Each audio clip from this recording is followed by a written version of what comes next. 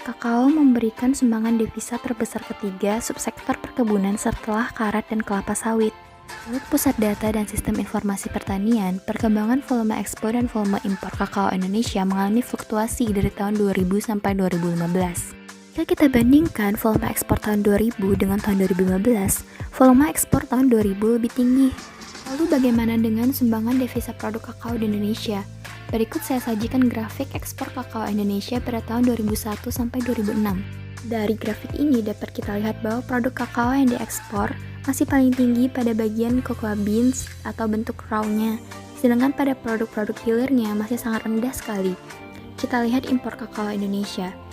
Pada bagian impor ini, kita lihat bahwa impor untuk produk-produk hilirnya cukup tinggi jika dibandingkan dengan ekspornya tadi. Nah, oleh karena itu, apabila kita masih mengekspor dalam bentuk mentahnya, tentu saja sumbangan devisanya tidak akan sebanyak apabila kita mengekspor dalam bentuk produk-produk hilirnya. Diharapkan kita dapat selanjutnya mengekspor produk kakao dalam bentuk produk-produk hilir sehingga dapat meningkatkan sumbangan devisa kakao bagi negara kita.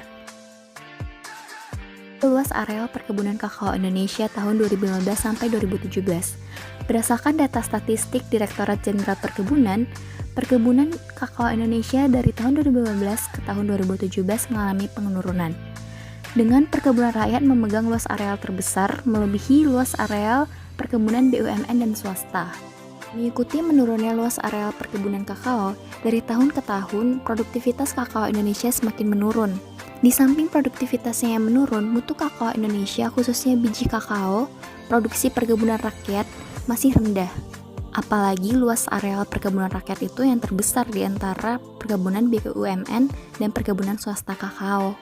Mutu kakao yang rendah ini disebabkan oleh beberapa hal, antara lain karena biji kakao yang diperdagangkan petani pada umumnya tidak difermentasi terlebih dahulu. Padahal fermentasi itu merupakan tahapan yang penting dalam pengolahan biji kakao.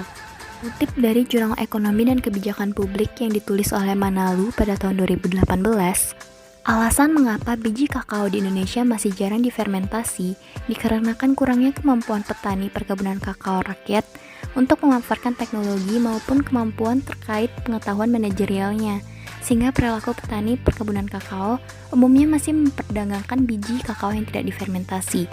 Sedangkan menurut Literatur Arianti tahun 2017, selain kurangnya pengetahuan terhadap teknologi pengolahan biji kakao, salah satu alasan yang lain yaitu belum adanya satu prosedur baku guna menghasilkan biji kakao kering yang berkualitas. Padahal, kualitas kakao akan terpengaruh langsung oleh adanya proses fermentasi, baik dari aroma dan warna biji kakao. Sebagai salah satu bukti petani kakao di Indonesia masih jarang melakukan fermentasi, yaitu petani kakao Subak Abian Tunjung Sari yang cenderung mengolah biji kakao tanpa fermentasi. Berdasarkan penelitian David dan kawan-kawan pada tahun 2013, langkah penjualan biji tanpa melakukan fermentasi tersebut diambil oleh petani kakao Subak Abian Tunjung Sari dikarenakan mereka ingin mendapatkan hasil penjualan yang cepat. Karena jika melalui fermentasi diperlukan waktu inkubasi, sehingga petani harus menunggu untuk mendapatkan keuntungan dari penjualan. Dapat kita lihat dari segi pengolahannya, kakao fermentasi tentu lebih kompleks daripada kakao non-fermentasi. Dengan harga kontrak ikatan biji kakao fermentasi dan non-fermentasi yang berbeda tipis, yaitu Rp2.500 per kilogramnya perbedaan harganya. Perbedaan harga yang tipis ini, serta segi pengolahan yang lebih sederhana untuk kakao non-fermentasi, menyebabkan para petani Tunjung Sari lebih memilih untuk menjual kakao non-fermentasi. Karena itu, hendaknya peran para pelaku dan pendukung perkebunan kakao di Indonesia menjalankan fungsi masing-masing.